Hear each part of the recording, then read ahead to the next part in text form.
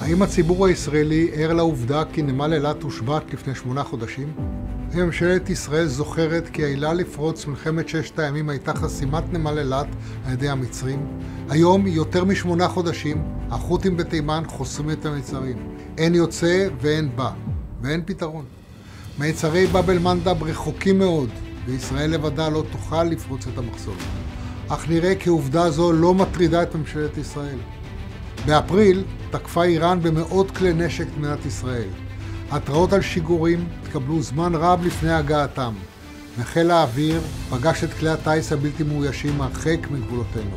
המהלך המוצלח התבצע הודות לקואליציית אד הוק בהשתתפות ארצות הברית, בריטניה, צרפת, ישראל, ירדן ועוד מדינות. התמודדות עם איראן ועושה דבריה לא תוכל להיבלם על ידי מדינת ישראל בלבד. ההסכם אותו הציע ארצות הברית יאפשר לנו להבטיח חופש שיט בים האדום ובאוקיינוס ההודי, יבטיח מעטפת התראה והגנה מאיראן ובני בריתה, ויאפשר גם מהלכים התקפיים על מנת להסיר את האיומים. אל לה למדינת ישראל לפספס הזדמנות זאת. האינטרס הישראלי, קביעת הסדר אזורי, ויפה שעה אחת קודם.